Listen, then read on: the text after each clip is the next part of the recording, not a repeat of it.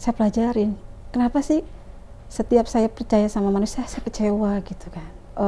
Ada satu kejadian, saya kecelakaan nih Mas. Ya Allah. Pada saat azan gitu, saya bangun. Kalau saya nggak ke gereja, anak saya nggak mau. Saya cuma bilang sama anak saya, ayo nak ke gereja. Dia nggak mau. Di luar nalar saya, bahwa anak saya cuma bilang, Mami boleh nggak aku kalau masuk Islam? Sering berjalan waktu, ya udah aku ngomong sama suami, aku mau masuk Islam gitu.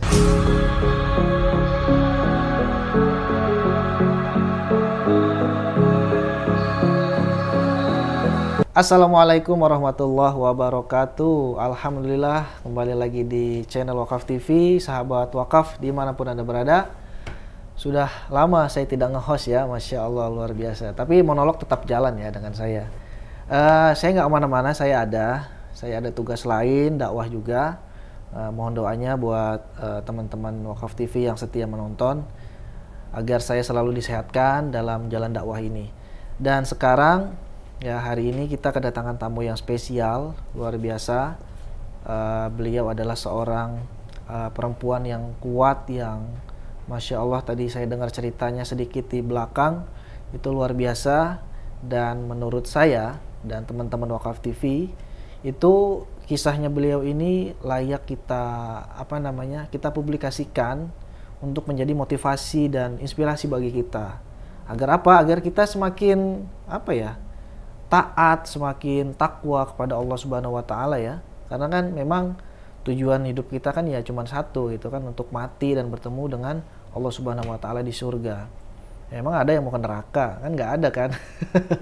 Jadi untuk itu beliau juga mau hadir di sini karena memang kita visinya sama, yaitu sama-sama di jalan dakwah, dan misinya adalah menebarkan Islam ke seluruh dunia. Kalau kita ada di Indonesia ya, kita mainnya di Indonesia. Kita sekarang dengan Ibu Vero, panggilannya Ibu Vero. Tapi nanti kita akan tanya nama aslinya apakah Veronica atau Vero atau apa gitu. Nanti kita akan tanya. Kita langsung sapa saja narasumber kita pada hari ini. Assalamualaikum Ibu. Waalaikumsalam warahmatullahi wabarakatuh. Sehat Ibu ya? Alhamdulillah bi khair. Alhamdulillah. Ibu Vero, nama panjangnya? Nama panjangnya nama panjangnya Veronica. Veronica. Tapi mungkin sekarang jangan dipanggil Veronica karena itu adalah nama baptis ya Mas. Karena saya sudah Muslim. Gitu. Iya. Terus untuk meluruskan lagi, saya itu sekarang bukan mualaf lagi ya, karena kan sudah dari 2020 sampai sekarang kan sudah menjelang 4 tahun ya. Iya. Kayaknya kurang pantas kalau saya dibilang mualaf ya. Sekarang udah muslimah dong. Iya, maksudnya gitu. Saya paling nggak mau kalau dibilang mualaf gitu. Ya. Berarti 2020 pas COVID ya? Sebelum COVID di bulan Oktober kalau nggak salah ya. Oh, sebelum COVID ya? Iya. Di Masjid Sunda Kelapa. Oh, Masya Allah. Jadi ini yang pengen kita tahu nih, Ibu ya. Kenapa nih Ibu Vero dulunya Kristen atau Katolik? Katolik ya? Iya. Kita pengen tahu nih kisah lengkapnya, kisah utuhnya perjalanan spiritual Ibu Vero ini. Kalau nama muslimahnya ada? Ada. Siapa? Hajar. Hajar ya? Iya. Ibu Vero Hajar atau Hajar Vero. Enaknya panggil, tapi familiarnya Vero ya? Sama teman-teman. Iya, tapi untuk saat ini karena memang saya sudah ada nama muslimahnya jadi dipanggil Hajar. Ya, terus karena saya punya putra juga dan kebetulan juga sama saya juga mualafnya, maksudnya syahadatnya juga. Jadi nama anak saya Ismail. Jadi kalau sekarang dipanggilnya Ummu Ismail. Masya gitu. Nama kunyahnya gitu. Kunyahnya, iya. Oke, gitu. Keren lah namanya. Masya Allah. Oke. Berarti gimana Bu Hajar nih terkait dengan kisah spiritual yang bisa dibagikan ke saya dan teman-teman Wakaf TV nih biar bisa jadi inspirasi nih. Bisa nggak diceritain secara utuh? Dulu tuh di Katolik tuh ya dari kecil lah katakanlah gitu ya. Ibu Vero tuh atau Ibu Hajar ini bagaimana tuh menjalani kehidupannya sampai di tahun 2020 itu memutuskan untuk syahadat? Mungkin kalau misalnya dari kecil itu saya nggak pernah tinggal sama orang tua ya Mas ya. Jadi pada saat itu tuh untuk beragama pun ya bebas gitu kan ya. Tapi karena memang saya punya agama ya saya jalankan semua itu. Tapi memang pada saat itu ya saya biasa aja gitu kan. nggak ada yang spesial menurut saya gitu kan. Nah bahkan memang di gereja pun saya aktif kan gitu. Dan memang menurut saya dulu agama saya yang jalanin itu saya nggak tenang aja gitu loh. Merasa ya udah gue tuh jalanin, ya udah jalanin aja gitu kan. Nah pada saat itu juga kan setelah seiring dengan berjalannya waktu gitu kan ya, ke gereja seminggu sekali gitu kan ya. Apa sih saya yang dapat? Nggak ada juga. Terus beda dengan yang orang muslim juga kan, sholat 5 waktu gitu kan. Saya lihat teman-teman saya juga pada rajin banget ke masjid gitu kan. Nah setelah itu karena saya aktif di sekolah juga gitu kan, terus ikut OSIS, ikut pokoknya kegiatan lah gitu. Itu sekolah Katolik? Enggak, sekolah biasa aja gitu. Jadi memang dari dulunya bukan tipe orang yang taat beragama sebenarnya gitu kan ya. Tapi ya orang yang cuek gitu kan, nggak seperti yang wanita yang seutuhnya gitu. Tipe-tipe orang yang cuek juga gitu loh. Ke gereja juga cuek, terus nggak terlalu melihat lingkungan gitu, nggak gitu. Tapi memang di gereja suka banget ke itu loh, ke panti-panti gitu loh, mandi-mandiin opa-oma gitu kan. Dulu tuh seperti itu. Umur berapa itu, Bu? Waktu zaman kapan ya? SMA gitu kan. Jadi memang saya dari dulu orang yang berjiwa sosial juga gitu. Terus habis itu ngajarin di kolong jembatan gitu kan. Karena memang saya diajarkan untuk saling berbagi, baik itu berbagi makanan, ilmu dan sebagainya gitu. Nah dari situ tuh. Nah setelah itu saya kan menikah gitu kan Mas ya. Dan menikah, dan setelah menikah saya juga sama aktif di gereja juga, di lingkungan, di wilayah gitu kan. Sampai waktu itu mau aktif di wanita Katolik juga kan, tapi alhamdulillah tidak masuk, jadi ya sudah saya aktif yang tempat lain gitu kan ya. Nah setelah itu juga dengan saya berumah tangga udah mulai taat tuh Mas, gitu, udah mulai taat. Terus sering berdoa yang jam 6 pagi itu, terus sampai yang jam 6 sore juga saya pokoknya taat banget, ikut doa novena, rosario ke lingkungan, pokoknya. Terus ada kur dan sebagainya, itu aktif banget, pokoknya ada kegiatan sosial dan sebagainya, itu aktif banget gitu kan. Tapi pada saat itu juga hati saya tuh ya biasa, nggak tenang aja gitu kan. Terus kayak berkata bahwa gue ada apa sih di dalam diri gue gitu, padahal gue tuh deket taat gitu kan ya. Terus sampai juga bingung juga kenapa gue berdoa, gue punya dosa, itu gue harus melalui Romo dulu untuk pengakuan dosa. Nah itu yang aku masih tanda tanya gitu loh. Mungkin kalau sekarang ini kan kalau kita berdoa gitu kan langsung sama Allah kan. Tapi kalau di Katolik itu kita berdoanya, maksudnya kita mengakui dosanya itu lewat Romo dulu. Romo, aku punya kesalahan ini. Nah nanti Romo akan kasih tahu tuh. Iya nanti kamu baca ini. Nah setelah itu udah baca, habis itu ya udah dosa kamu itu diampuni gitu kan. Kata Romonya. Iya kata Romonya gitu kan. Nah sampai pikir, enak banget gue ya jadi orang Katolik gitu kan ya. Bener-bener gitu kan, pengakuan dosa gitu kan. Waduh, abis itu besok melakukan lagi, gue itu lagi pengakuan dosa lagi gitu kan. Nah terus bertanya lagi kan, Romo aja kan manusia, ya kan, dia punya kesalahan seperti kita. Kenapa kita harus terlalu percaya pada manusia gitu? Nah seiring saya berjalan gitu kan ya, saya pelajarin kenapa sih setiap saya percaya sama manusia saya kecewa gitu kan.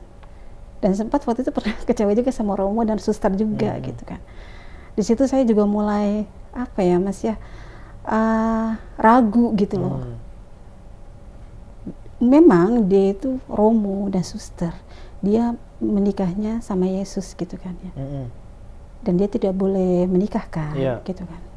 Nah dari situ saya mulai ragu lagi mas, gitu loh. Kenapa saya harus terlalu percaya sama manusia, nggak perlu percaya sama Tuhan gitu loh. Jadi semakin kita percaya aduh gimana ya, pada saat itu pokoknya saya kecewa salah satu dari mereka gitu. Tapi ya sudah, saya selalu bilang sama Tuhan, saya selalu memaafkan mereka gitu. Pokoknya dari situ saya nggak tenang aja. Terus saya selalu berdoa sama Bunda Maria, nggak ada solusinya. Saya juga berdoa Bunda Maria gitu kan, sampai sekarang juga hafal kan gitu. Jadi ya udah, setelah saya tipe orang yang penasaran, ada apa sih gitu loh, kenapa sih saya harus menyembah patung, ya kan? Bunda Maria kan patung juga. Di dalam Islam kita tidak boleh menyembah patung kan. Nah dari situ saya bilang gak bisa kayak gini gitu loh. Kenapa saya berdoa ke Bunda Maria, terus baru Bunda Maria menyampaikan ke Tuhan gitu. Nah berlepas dari itu akhirnya ada satu kejadian, saya kecelakaan nih mas. Ya Allah. Jadi pada saat kecelakaan itu qadarullahnya saya nggak sadarin diri gitu. Pingsan gitu ya? Pingsan, kayaknya koma deh. Koma ya? Iya gitu. Jadi pada saat itu ya sudah, akhirnya ada suara azan yang kayak saya dibangunin aja gitu mas. Yuk bangun gitu lah. Dan waktu itu masih pulang dari gereja kalau nggak salah. Kalau nggak salah habis Jumat Agung. Terus kayak kecelakaan kan. Suami nggak kenapa-napa, saya yang babak belur. Qadarullah, ya mungkin ada sesuatu rencana Allah, kita nggak ada yang tahu kan, gitu kan. Nah pulang dari situ, ya sudah tuh saya tidak sadar. Nah terus azan subuh kalau nggak salah apa isya, saya tidak tahu. Pada saat azan gitu, saya bangun.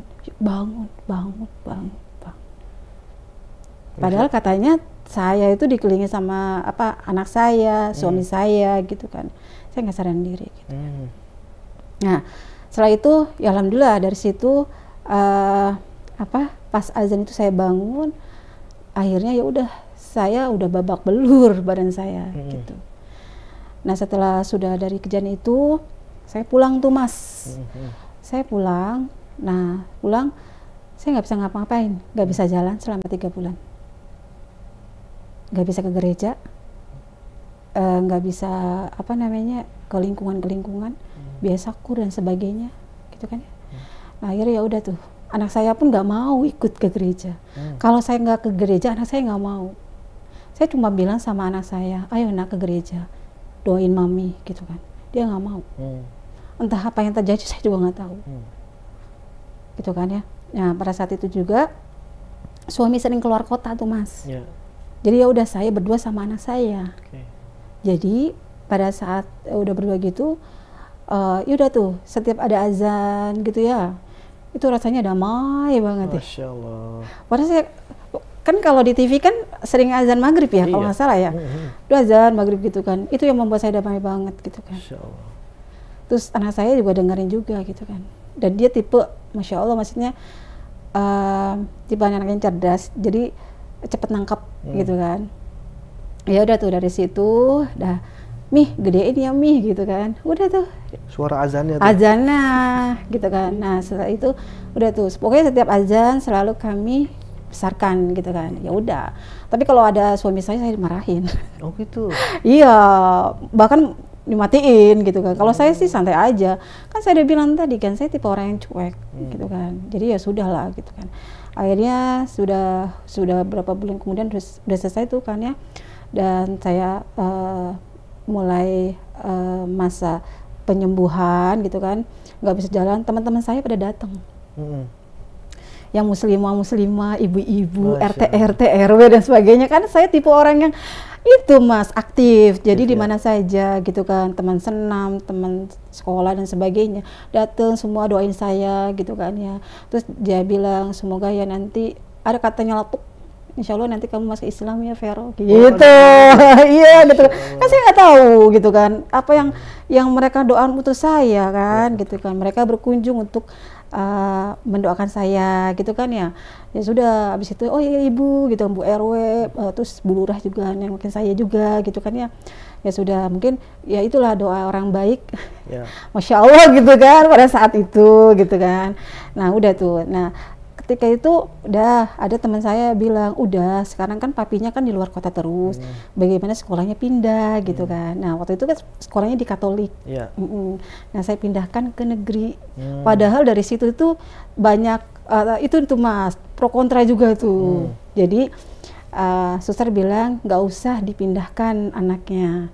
Anak kamu itu di sini dapat beasiswa, ya kan. Apapun keadaan kamu, tetap anak kamu tetap di sini aja. Tapi ya sudah, saya bilang enggak, saya mau dipindahkan saja, gitu kan. Karena teman-teman saya banyak yang muslim juga, gitu kan. Dia bilang, ya udah nanti gue bantu deh, gitu kan. Bukan bantu dalam finansial ya, tapi karena saya tidak bisa jalan, sehingga dia yang ngerawat saya kan, gitu. Ya udah tuh akhirnya teman-teman gereja datang kan. Nah, doa rosario, doa novena dan sebagainya ke rumah saya gitu kan ya. Tapi hati saya kayak menolak gitu loh Mas. Oh gitu. Iya. Gimana tuh? Makanya saya juga bingung juga kenapa teman-teman saya muslim itu dia apa ya? Kayak saya adem aja gitu loh. Tapi di saat doa rosario, doa novena dan sebagainya kayak panas banget sih gitu kan. Karena kan pada saat doa kan kita nyalain lilin dong. Gitu loh. Ternyata di dalam Islam tuh nggak boleh juga kan kalau pada kita berdoa kita nyalain lilin tuh nggak boleh gitu kan ya. Ya udah tuh dari situ nah itu di saat itu juga kami tuh bertengkar masalah kenapa dipindahin sekolah negeri gitu anak saya. Kenapa sih tetap aja di Katolik? Kami juga ada beasiswa namanya ASAK kan, kalau nggak salah di Katolik itu. Ya sudah tuh, sudah. Akhirnya saya pindahin tuh Mas di negeri. Alhamdulillahnya ternyata di sekolah negeri itu 99%-nya itu muslim. Saya baru tahu kan. Iya. Terus ya udah tuh saya mendaftar di sekolah negeri. Nah, terus habis itu pada masuk itu tuh suara murotal dan sebagainya tuh sepanjang jalan kok ini suara apa gitu. Ternyata murotal gitu kan ya. Ya udah tuh. Ya udah anak saya di sekolah negeri alhamdulillah dia betah. Alhamdulillah. Iya, tapi itu ikut kegiatan banyak gitu loh. Kayak marawis, kayak apa pokoknya banyak deh. Nah, di sekolah juga sama, dia kalau lagi belajar agama Islam dia tidak keluar. Dia di dalam gitu kan. Jadi belajar kan gitu kan. Nah, tapi kalau udah belajar Katolik dia biasa aja karena kan sendirian kan. Nah, jadi dia buat motivasi tuh dan akhirnya pada suatu hari waktu itu ujian. Nah, anak saya mengerjakan soal temennya yang Islam. Jadi aku bilang ya karena dia hafal, akhirnya dia mengerjakan soal-soal yang Muslim itu. Ya udah akhirnya karena mungkin circle temennya itu banyak yang Muslim dan saya juga Muslim, akhirnya anak saya mulai tertarik tuh Mas dengan Muslim juga gitu. Ya udah setelah itu teman saya cuma bilang, ini sebentar lagi mau puasa, dia bilang gitu. Mau ikut nggak buka puasa gitu kan? Ya udah kita ikut-ikutan aja Mas, gitu kan. Cuman saya kan ditegur sama teman saya, kenapa buka puasa itu pakai bajunya jeans gitu loh, yang ketat gitu kan. Dan akhirnya saya dipakein jilbab Mas. Jilbab. Iya, dipakein jilbab. Nah habis itu ya udah tuh dipinjemin gamis. Dia bilang apa? Kalau Islam itu kalau lagi ada acara dia sangat menghormati gitu kan.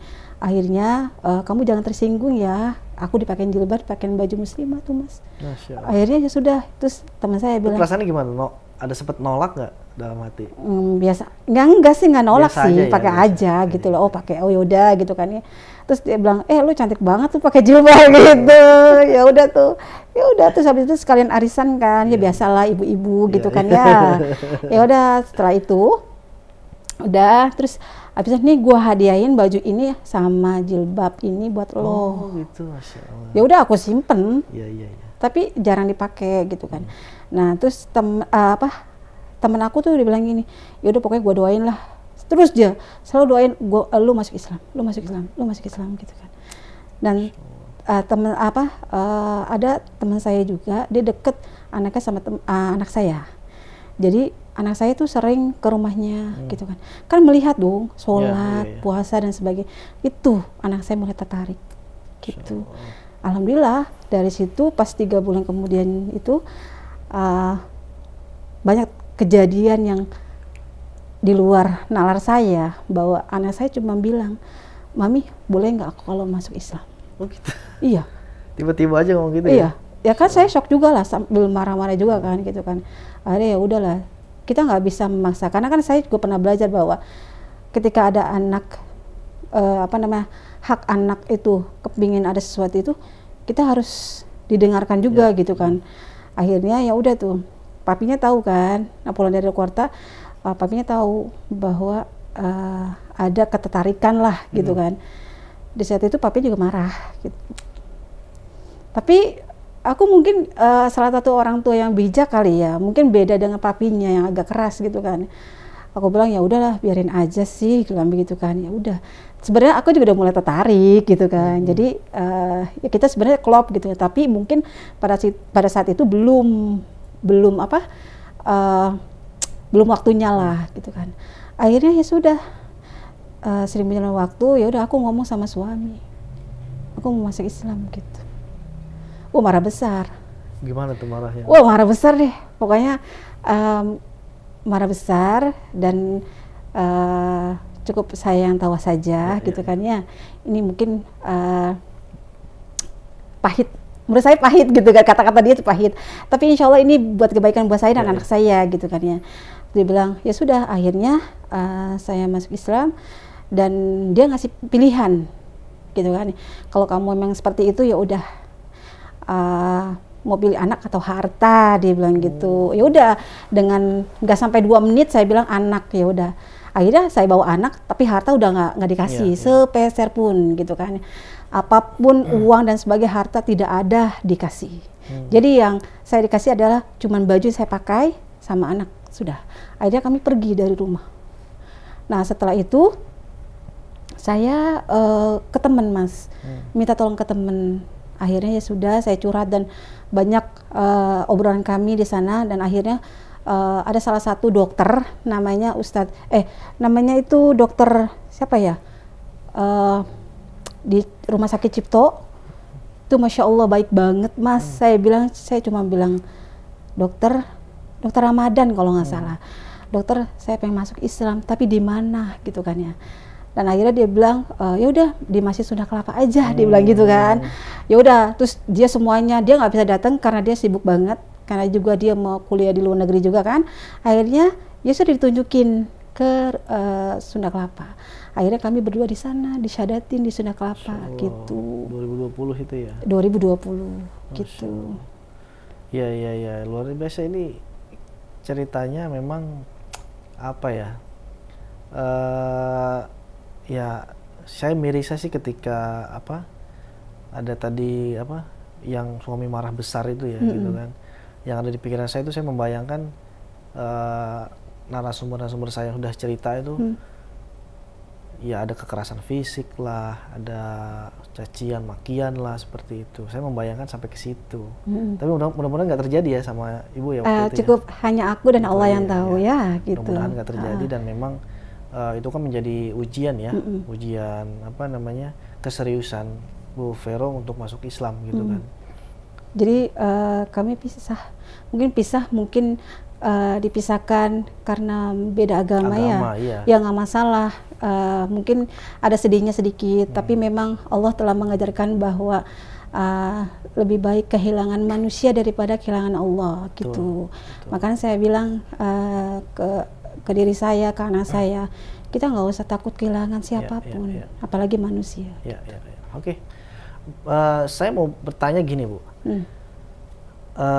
apa yang memang mendasari Ibu Vero ini menjadi sangat yakin kalau Islam itu adalah satu-satunya jalan yang memang bisa membuat Bu Vero itu bahagia? Waktu itu ya, waktu Ibu Vero masih belum jadi muslimah seperti sekarang ya. Kalau saya memang waktu itu sempat cari tahu sih. Cari tahu. Ya? Sebenarnya Tuhan itu ada di mana sih? Oh. Saya bertanya, nggak ada yang bisa jawab. Dan akhirnya nyari taunya kemana gitu? Ke temen. Yang Katolik? Iya, ke temen tuh sama ke Romo. Oh. Iya, Tuhan sebenarnya di mana sih? Oke. Terus? Terus dia bilang jawab, ada di dalam diri kita. Hah? Di dalam diri kita? Maksudnya apa tuh?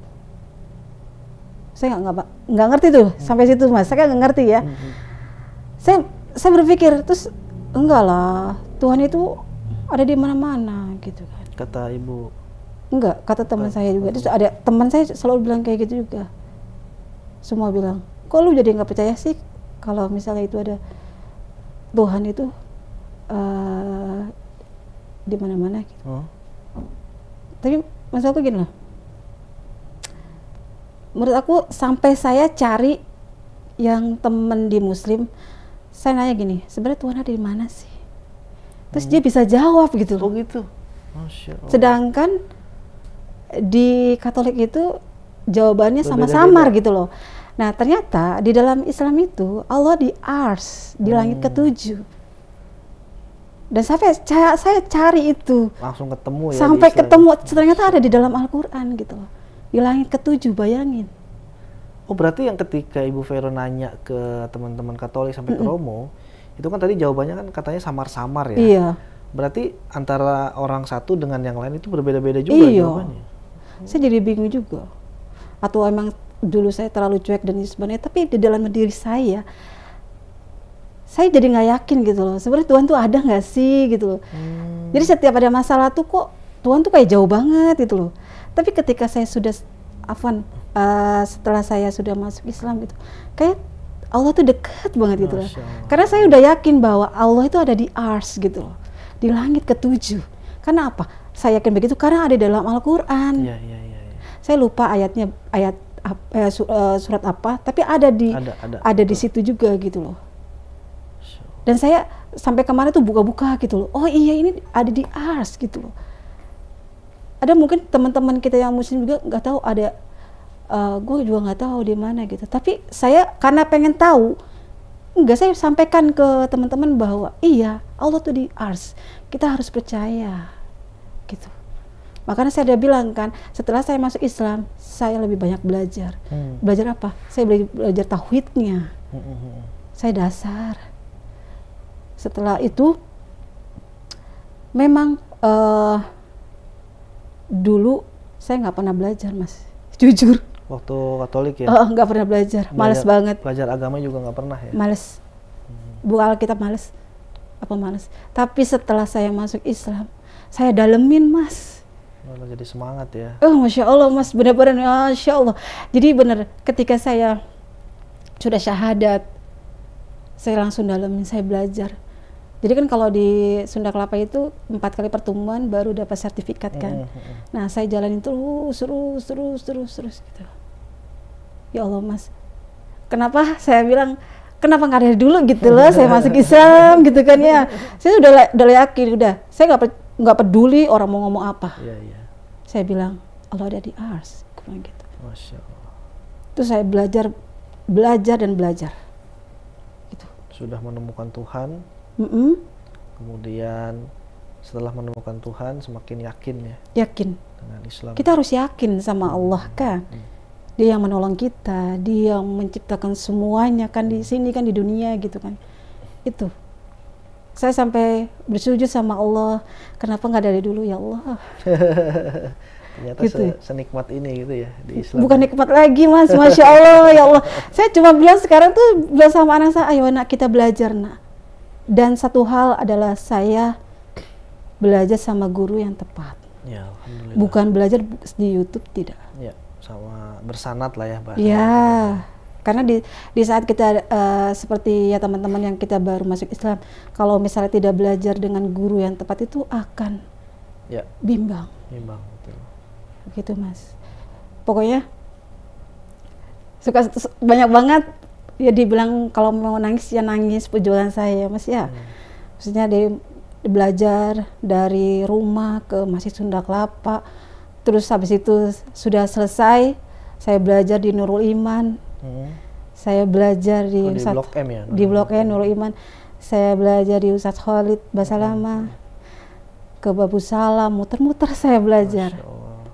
Dan pada saat itu saya belum ada penghasilan sedikit pun apa.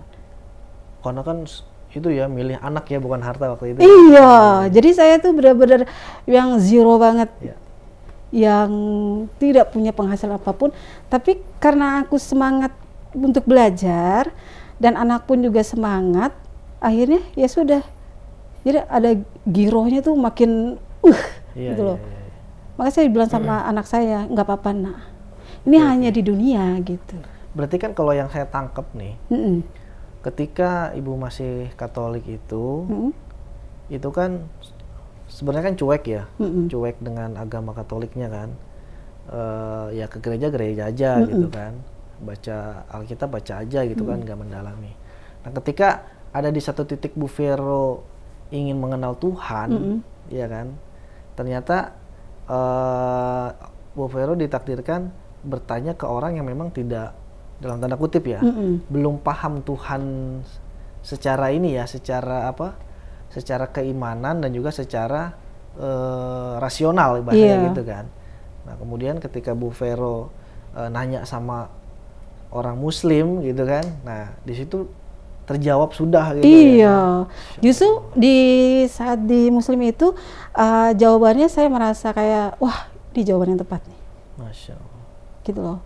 Dan dari situ saya mulai belajar tuh, langsung dalemin, oh ini begini, oh ini begini, oh begini. Gitu.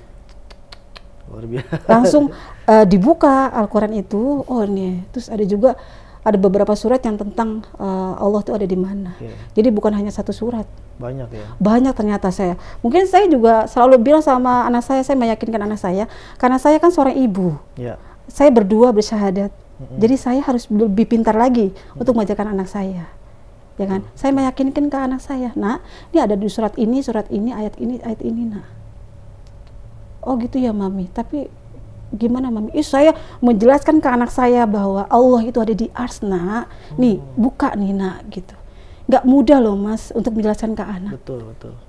Gitu loh. Sedangkan aku juga fakir ilmu. Tapi anak saya juga harus saya ajarkan. Kalau saya tidak mengajar anak saya, berarti itu saya sudah berdosa juga dong sama Allah. Ini pertanggungjawaban saya. Dan akhirnya saya belajar, anak saya juga belajar. Masya Allah. Luar biasa. Saya udah bilang sama anak saya, jangan pernah lelah untuk belajar nak. Mami, kalau kamu capek, mami yang akan gendong kamu. Ya mami capek mi, udah semangat gitu kan. Gimana sih seorang ibu kepingin anaknya pinter juga, tapi posisinya kita juga kayak gini juga kan, gitu. Masya Allah. Makanya dari jalan kaki, nggak punya uang, bingung mau makan di mana atau mau ngaji dulu, itu pilihan yang sangat sulit kan. Dan alhamdulillah, aku cuma bilang sama Allah, ya Allah, mungkin aku ngaji dulu, entah nanti dapat makan di jalan atau gimana. Alhamdulillah Allah jawab. Pada saat lagi belajar, saya cuma ada uang berapa, 10.000, karena berdua sama anak kan untuk belajar. Alhamdulillah di tempat pengajian dapat makan. Oh gitu? Iya dapat makan, gitu, dapat minum. Di mana itu Bu? Ada di Ustadz Khalid. Ustadz Khalid? Iya. Di Nurul Iman? Bukan, di Ajwad di Condet. Di Condet? Iya. Padahal dengan aku nggak ngomong gitu loh, nggak ngomong bahwa kami tuh lagi kayak gini gitu loh kan. Dan akhirnya udah kami makan, alhamdulillah gitu kan. Ajwad ya, di Ajwad ya? Enak. Masya Allah. Saya belum kesampaian mau kesampaian. Masya Allah. Iya di situ. Tapi saya kan bukan tipe orang yang gua nggak punya duit nih, nggak mau mas. Nggak ngeluh ya, nggak tipe ngeluh. Takut ya? Mas, gitu kan. Sampai nggak bisa minum pun aku bilang sabar ya nak. Nanti kita minum, nanti Allah kasih gitu. Makanya alhamdulillah, Masya Allah. Terus aku bilang, kamu mau makan aja. Jadi makanan saya, jatah saya buat anak saya. Dia juga dapat. Tapi karena anak laki-laki makannya banyak. Ya udah, jadi dia udah makan. Ya udah, jatahnya saya buat nanti dia siang gitu. Sampai segitunya Mas. Berarti waktu itu memang nggak makan ya waktu itu? Enggak, saya nggak makan. Karena apa? Demi anak saya. Masya Allah. Bayangin sampai seperti itu. terus berjalan. Abis itu apa? Ada kajian. Anak saya capek, tapi saya ikut. Cuma ada uang 5.000. Temanya waktu itu bagus, tentang kematian kan. Dari situ saya, waktu itu Ustadz Syafiq. Syafiq ya. Saya kejar ke Donur Ilman.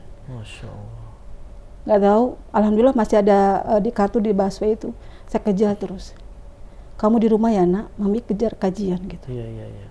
Itu terus saya belajar kajian, terus baca tahsin, terus apalagi dauro saya ikut mas, kayak gitu. Semangat sekali ya. Karena kan saking kita pengen belajar gitu kan. Jadi saya bilang selalu prinsip saya sama anak, kalau kita sudah masuk Islam, kita harus belajar seutuhnya. Jangan setengah-setengah. Oke. Gitu. Berarti kan gini, Ibu Vero, kalau yang saya tangkap itu, Ibu Vero karena sudah menemukan Tuhan dan mengenal Tuhan, akhirnya Ibu Vero jadi semangat untuk belajar dan juga beribadah. Benar begitu? Masya Allah, bener. Saya benar-benar saya bilang sama Allah waktu itu, saya mau semangat belajar. Saya nggak tahu, karena waktu itu kajian itu tentang kematian, kita nggak tahu. Setelah dari pulang kajian, kita nggak tahu umur kita sampai kapan, ya kan? Saya bilang sama Allah, ya Allah, saya sungguh-sungguh mau belajar. Tolong bantu saya, kasih kesehatan saya, bimbing saya untuk membimbing anak saya juga. Karena posisi saya kan memang pada saat itu sendirian kan, cuman ada Allah kan. Gimana ya Allah, kuatkanlah ya. Tapi pada saat itu Allah tuh jawab semuanya. Teman-teman datang bawa makanan gitu. Padahal saya tidak minta mas. Di rumah sudah ada bawain. Mintanya ke Allah aja ya? Iya benar. Jadi kalau ada apa-apa, masalah apapun mintanya sama Allah. Jadi doanya itu dirubah, mindsetnya dirubah, bahwa jangan bilang kita nggak punya makanan. Ya Allah tolong cukupkan. Gitu. Jadi jangan mengeluh sama manusia. Jadi mengeluhnya sama Allah, gitu. Jadi ketika sudah mengeluh sama Allah, Allah kasih solusinya, ya kan? Zakaria, ingat, dia apa? Belum punya keturunan kan? Iya. Dia tetap berdoa, gitu kan? Ikhtiar ya. Ikhtiar, gitu. Yunus, dia apa? Ada di perut itu kan? Paus gitu. Tapi dia tetap berdoa, gitu loh. Jadi kita itu bukan apa ya, kita nggak usah cari solusinya, caranya gitu kan, nggak usah. Cukup kita berdoa dengan khusyuk, minta sama Allah, nanti Allah akan kabulkan gitu. Saya tuh percaya Nabi itu Yunus saja bisa kan, bisa. Kenapa aku nggak bisa gitu loh? Kenapa kita harus malas belajar gitu loh? Berarti kan Nabi Ibrahim itu tidak mati oleh api. Iya. Nabi Ismail tidak mati oleh pisau. Nabi Yunus ya tadi tidak mati oleh perut paus ya. Nabi Yusuf juga tidak mati di dalam sumur. Iya. Karena mereka semua percaya sama Allah gitu ya. Iya. Intinya adalah kita berdoa dengan khusyuk, minta sama Allah, apapun itu minta sama Allah. Jangan pernah minta sama manusia. Kalau minta sama manusia kecewa mas. Berarti memang apa ya, sesayang itu ya ibu sama Ismail ya anaknya. Oh masya Allah. Makanya aku tuh sama anak saya tuh bilang ke suatu saat nanti ketika kita sudah di masa stabil gitu kan ya, kalau Allah cukupkan kita gitu kan ya, nanti kita juga harus membantu orang-orang yang apa namanya sama perjuangan sama kita gitu kan. Jadi kalau misalnya ada teman-teman kita yang mau semangat belajar, kita support gitu loh. Jadi ya mami gitu. Jadi saya selalu ini nih sekarang lagi apa sama anak hafalan tuh mami udah juz berapa gitu, udah sampai mana ngajinya gitu. Jadi saingan-saingan nih gitu kan. Tapi karena berhubung kalau saya udah berumur tuh anak saya lebih apa ya masih muda, jadi hafalan lebih cepat gitu loh. Jadi kayaknya dia lebih pintar sekarang daripada saya. Iya mas kayak gitu mas. Jadi sekarang jadi motivasinya tuh apa ya, nak udah belajar belum nak gitu, mah. Jadi saling support gitu loh. Mi ada daurah ini mi gitu kan. Oh gitu. Iya gitu, iya gitu loh. Jadi menurut saya memang ibu dan anak memang harus ada kerjasama gitu. Apalagi kalau belajar agama gitu loh. Jadi saya cuma bilang sama temen-temen, sholatnya jangan pernah ditinggalin gitu loh. Terus habis itu on time gitu loh. Pokoknya ya itulah yang kita dapatkan gitu loh. Walaupun ya sekarang kita belum sukses istilahnya, tapi intinya ya kita terus minta sama Allah aja. Pokoknya Allah gitu. Ya Allah Mas, wanita kalau misal fakir ilmu itu sakit. Bahaya itu. Oh sakit bener deh, bener wanita itu kalau misalnya fakir ilmu itu sakit. Itu gampang baper juga kali ya. Jadi wanita itu cepat futur. Sehingga kalau misalnya nggak cepat-cepat untuk diangkat lagi, jadi ya udah nanti jatuh lagi, babas lagi gitu loh. Makanya kenapa di masa sekarang ini saya jadi introvert, bukan introvert sebenarnya. Jadi jaga-jaga lah ya. Iya jaga, mawas diri lah ya. Mawas diri juga gitu. Terus pertemanan juga saya agak selektif banget gitu. Karena apa? Pertemanan itu adalah bisa menarik kebaikan dan keburukan gitu loh. Jadi makanya sekarang milih-milih teman aja gitu loh. Karena semakin kita temennya yang aneh-aneh, kita juga jadi aneh-aneh gitu. Jadi menurut saya sekarang ya udah alhamdulillah saya punya teman-teman yang ya masya Allah gitu loh. Jadi dulu yang nggak punya teman, sekarang masya Allah gitu kan. Iya gitu loh, udah aktif di mana-mana ikut daurah. Sekarang alhamdulillah jadi volunteer gitu. Iya gitu. Jadi maksud aku tuh banyak masa-masa di mana sedih juga ada. Sekarang ya kita nikmatin senangnya gitu loh. Ya udah, kalau kata aku gini, sekarang lebih dekat sama Allah tuh nikmat banget. Masya Allah. Bener nikmat banget. Jadi kalau misalnya jauh dari Allah tuh, aduh sedih Mas. Ya. Gitu. Waktu itu kalau boleh tahu, titik paling sedih ketika ibu itu berusaha untuk belajar menurut ilmu tuh saat apa waktu itu? Sedih. Gak punya ongkos. Sedih banget ya loh. Mungkin kalau makan bisa ditahan ya Mas, minum bisa ditahan ya Mas. Tapi kalau misalnya itu, ya Allah sedih banget ya. Ada mau tahsin gitu ya. Nggak punya ongkos. Padahal pada saat itu pengen ikut tahsin gitu. Karena kalau saya pengen bisa gitu. Tahsin itu kan perbaiki bacaan kita ya gitu kan. Saya udah bilang sama Ustazah Afan ya, saya waktu itu nggak jujur sama Ustazah ya. Afan Ustazah nggak bisa tahsin gitu, ada keperluan padahal nggak punya ongkos. Allahu Akbar.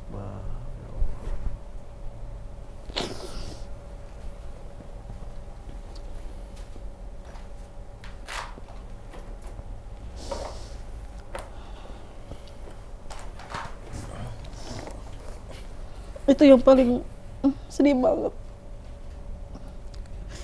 Tahsin saya kan ada 4 tempat ya Mas ya. Saking pengen belajar ya. Allahu Akbar.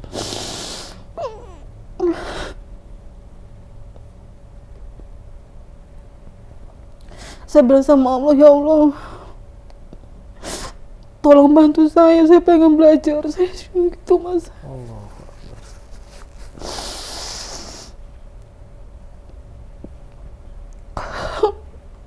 Karena satu hari nggak baca tahsin tuh nanti buyar lagi kan, nggak bisa.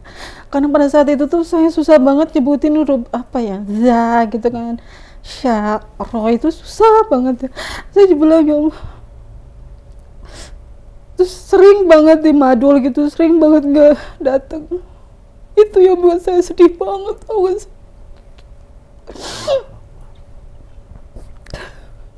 Maksudnya saya cuma bilang sama teman-teman semua, di saat kamu ada kesempatan belajar tahsin yang benar.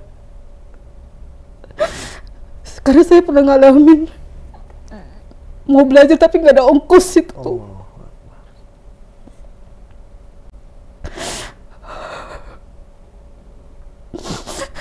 Kalau dibilang udah makan belum, saya bilang udah. Allah. Padahal belum ya. Padahal belum. Di rumah pun juga nggak ada air. Allah. Saya cuma bilang sama Allah, manusia nggak perlu tahu, biar aku yang ngadu sama Allah aja gitu kan ya. Itu yang paling, aduh. Dan anak pun waktu itu juga, mami aku lapar, mami aku tunggu ya nak, nanti mami pulang, mami cari.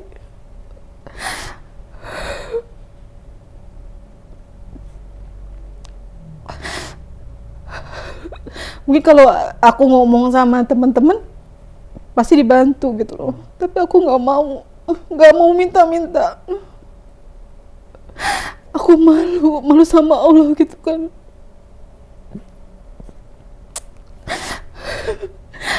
Aku nggak mau aku hina mas, nggak mau.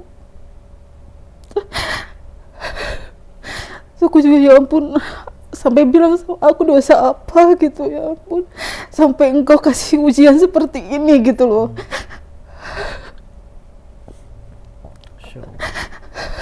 Luar biasa. Terus kalau ada kajian-kajian juga gitu, pengen ikut, tapi nggak ada ongkos. Coba.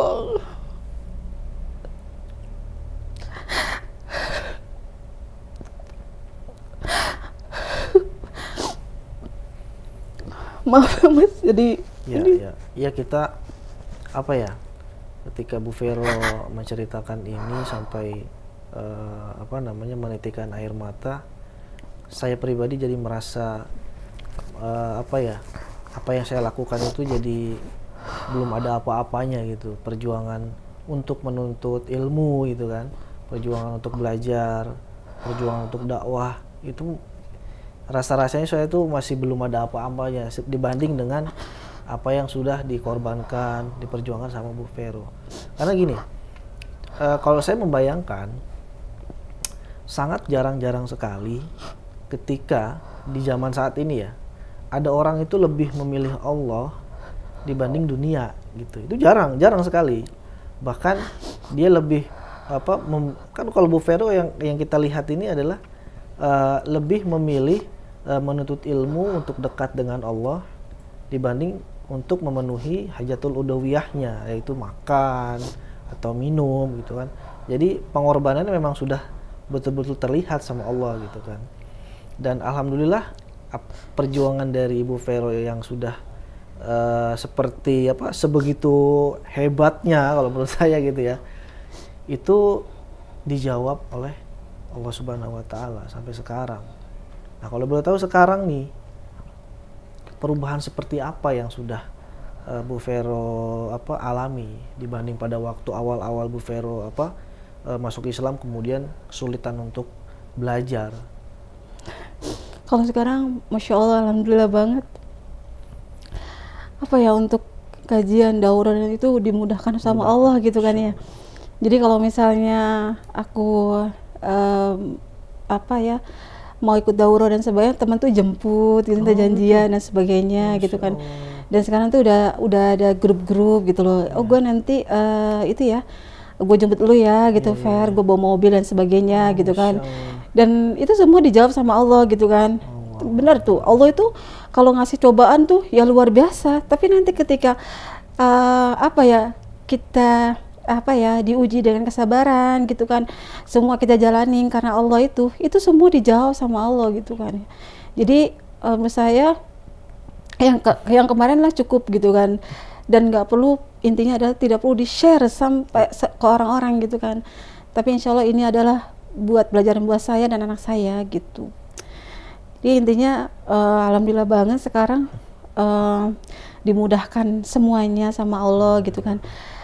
Mungkin nanti kedepannya juga saya juga bilang sama anak saya gitu kan ya, kamu lebih semangat lagi gitu kan, ingat perjuangan kita seperti apa gitu kan. Dia juga tahu, dia juga dipaham, dia juga pernah merasakan kayak gitu. Jadi makanya kenapa sekarang ini saya lebih suka untuk kasih ilmu ke teman-teman yang mau ngaji gitu loh, gantian. Jadi mungkin aku ada sedikit ilmu gitu kan, dan ingin share ke teman-teman gitu kan. Jadi kan benar kata Allah, kalau misalnya kita sudah belajar gitu kan, kita ilmunya harus di-share gitu kan. Jadi jangan hanya buat diri sendiri gitu kan ya. Jadi setiap bacaan, maksudnya kita share ilmu kita sedikit aja, nanti Allah akan tambahkan, bilang gitu kan. Ya doa, alhamdulillah sekarang saya juga punya murid gitu, saya ngajarin gitu loh. Jadi ya karena dia pengen belajar sama saya, ya udah saya jadi semangat juga gitu. Iya. Biasa ya. Yang tadinya kesulitan untuk belajar, sekarang malah udah punya murid lah ya, Masya Allah. Iya. Itu adalah apa ya? Salah satu jawaban dari Allah gitu kan, atas apa yang memang udah Ibu Vero perjuangkan pada waktu awal-awal itu ya. Dan muridnya juga kan sekarang bukannya murid maksudnya ya yang spesial gitu kan, afwan maksudnya tunanetra gitu kan. Jadi makanya saya diuji lagi sama Allah nih, saya sabar nggak nih ngajarin murid saya yang tunanetra ini gitu lah. Ngajar baca Quran? Iya, ngaji gitu. Jadi Ibu tahu itu huruf Braille gitu? Braille itu lagi belajar, tapi saya bilang sama Ibu, saya ini kan belum pintar dan mahir untuk Braille itu kan. Nah, bagaimana kalau misalnya nanti Ibu setorkan hafalan aja, nanti saya perbaiki bacaan-bacaan aja, makhrajul hurufnya dibenerin gitu kan ya. Terus kan kalau mereka kan kayak misalnya ro tebal dan tipis belum bisa membedakan. Jadi saya sampaikan ke Ibu gitu kan, bahwa ini haknya misal tipis, ininya hanya agak dibesarkan gitu kan. Oh gitu ya, iya. Dia tuh seneng gitu loh diperbaiki gitu loh. Kenapa saya semangat untuk ngajarin ke tunanetra itu? Karena dia bilang dia bilang, Bu Vero, saya pengen belajar, udah umur 50, tinggal sisa umur saya itu tinggal sedikit lagi, saya pengen belajar. Ketika saya sudah menutup mata terus dipanggil sama Allah, saya punya bekal, dia bilang gitu. Kan jadi saya kan jadi nangis lagi, Mas. Jadi saya semangat untuk ngajarin beliau gitu kan. Rumahnya jauh kan di Sumur Batu gitu kan, dan datang ke Tebet. Masya Allah perjuangan itu tunanetra gitu loh.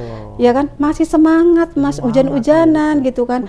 Iya, hujan-hujanan. Makanya dia maunya belajarnya setiap hari gitu. Gue bilang, Bu Vero aja datang ke sana gitu kan. Dia nggak mau, Mas, karena dia bilang saya tidak mau dimanjain, Bunda. Dia manggil saya Bunda gitu kan ya.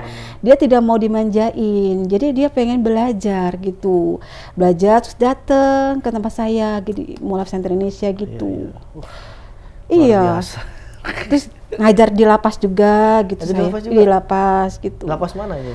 Lapas Depok. Depok ya. Saya berdoa sama Allah, kepingin dikabulkan doa saya biar supaya saya bisa ngajar di lapas-lapas gitu. Oh gitu tuh. Kepingin gitu loh. Ya? Saya cuma bilang karena sedikit saya kasih ilmu dan motivasi buat dia biar dia tambah semangat gitu kan. Kan rata-rata akhwat dia perempuan gitu loh. Walaupun di lapas sana kan dia juga nggak mau seperti itu gitu kan. Karena banyak perempuan di sana kan istilahnya dia bilang, saya tidak mau seperti ini, Bunda, dia bilang gitu kan. Ya sudah, kita kan ya sebagai motivasi, saya jadi motivator mereka nih sekarang gitu kan. Jadi walaupun mau kesalahan dia di dunia, insya Allah dia ketika dia sudah bertaubat, itu insya Allah Allah akan ampuni gitu loh. Makanya saya berdoa sama Allah, tolong izinkan saya untuk diberi kesempatan untuk ngajar di lapas-lapas gitu. Dimanapun gitu loh, walaupun sampai di luar kota pun saya mau gitu. Gitu. Karena kan iya, saya mungkin jiwanya seperti itu. Karena saya bilang sama anak saya juga, nanti kalau kamu ada libur, yuk kita bareng ngajar, temenin mami gitu loh kan. Sampai di kolong jembatan saya juga mau, di kolong-kolong di mana-mana, di pelosok-pelosok saya juga mau gitu kan. Yang penting kita membawa vibe positif gitu loh. Jadi nggak perlu kita bercuap-cuap yang nggak penting lah. Sekarang ya udah kita dakwah aja seperti ini gitu. Masya Allah. Gitu. Mudah-mudahan doanya dikabulkan sama Allah. Amin, amin. Mudah-mudahan anak Ibu Ismail bisa menjadi penerus Bu Vero ya ke depannya nanti. Amin. Mudah-mudahan bisa menjadi pahala jariahnya Bu Vero tuh. Soalnya kan. Memang kami, iya, memang saya tuh selalu ada target, Mas. Bilang sama anak bahwa nanti kita ada kedepannya harus punya target, hidup harus ada target gitu kan. Jadi kita harus hidup harus bermanfaat buat orang lain juga gitu. Jadi ikhwan Mas, laki-laki gitu kan. Insya Allah dia jadi anak yang baik lah. Amin gitu. ya Allah, amin. Jazakumullah khair Ibu Vero. Cuman, sudah mau hadir di sini, sudah mau cerita panjang lebar, udah hampir 1 jam kita cerita, Masya Allah. Dan saya yakin dari ceritanya Ibu Vero ini, penonton yang denger ini akan mendapatkan stimulus baru untuk lebih semangat lagi, taat. Karena bahasa kasarnya gini, Ibu Vero yang baru 2020 belajar Islam, dibanding saya nih yang dari kecil belajar Islam, itu kayaknya saya merasa masih kurang perjuangan gitu kan. Yang bikin saya malu itu di situ sebenarnya. Artinya masih ada yang belum belum sempurna lah dari apa yang saya lakukan sampai saat ini. Jadi intinya saya masih tidak ada apa-apanya dibanding perjuangan Ibu Vero yang memang sudah melanglang buana seperti itu, dan dampaknya sudah terlihat ya, dampaknya ya. Sampai sekarang udah Ibu Vero udah ngajar ke lapas-lapas. Saya belum pernah sama sekali. Saya pernah waktu itu masuk ke lapas Nusa Kambangan, cuman bukan buat ngajar, buat ngasih Quran aja gitu ke para tahanan di sana. Tapi Ibu Vero sudah dipercaya sama Allah untuk ngajar di lapas, dan sudah juga untuk ngajar tunanetra itu, karena memang Allah yakin, kalau menurut saya Allah yakin Ibu Vero bisa memegang amanah itu dari Allah. Ya, insya Allah. Mudah-mudahan Ibu Vero diistiqomahkan, disehatkan terus sama Allah, agar Ibu Vero bisa tetap menjalani aktivitasnya, yaitu ngajarin orang-orang itu untuk belajar Islam, belajar Al-Quran, dan mudah-mudahan anaknya Ibu Vero diberikan kesolehan oleh Allah Subhanahu Wa Taala, dijadikan pemimpin yang sejati. Amin. Karena kan laki-laki ya. Iya. Pemimpin yang sejati, kemudian urusan dan rezekinya dilancarkan oleh Allah Subhanahu Wa Taala. Terima kasih. Gimana, Bu Vero? Mungkin cuman ini Mas terakhir, mungkin buat pesan-pesan buat perempuan-perempuan ya, boleh, di luar sana ya, boleh. gitu kan. Bismillah, cuma mau kasih pesan buat teman-teman, akhwat-akhwat, ukhti yang cantik di luar sana, Masya Allah ya. Intinya adalah kita jangan pernah takut kehilangan sama manusia, ya kan. Kita takut itu ketika Allah ninggalin kita. Terus yang kedua, terus semangat belajar tahsin, terus ikut kajian-kajian, terus entah mau yang bermanfaat, kursus bahasa Arab, pokoknya yang bermanfaat gitu kan ya. Terus kalau ada masalah nggak usah yang namanya dicurahkan sama manusia, cukup sama Allah aja. Solusinya adalah Allah, udah itu aja. Jadi intinya adalah jangan malas untuk belajar, ya. Betul. Pokoknya kayak gitu juga, karena kita perempuan itu harus punya ilmu. Kalau punya ilmu kita dihormatin, betul, ya kan. Pokoknya saya cuma bilang satu hal, kalau kita nggak punya ilmu, fakir ilmu, sakit ya, sakit banget, ya kan. Jadi kalau misalnya ada masalah apapun, ketika udah punya ilmu, kita tahu solusinya. Gitu aja sih, Mas. Masya Allah. Ini juga sebenarnya pesannya bukan buat akhwat doang, ikhwan juga ini. Iya sih, iya. Ya kan, karena memang yang memang butuh ilmu kan ikhwan juga, dan memang ikhwan-ikhwan ini yang akan menjadi pemimpin daripada akhwat-akhwat itu sendiri nantinya kan.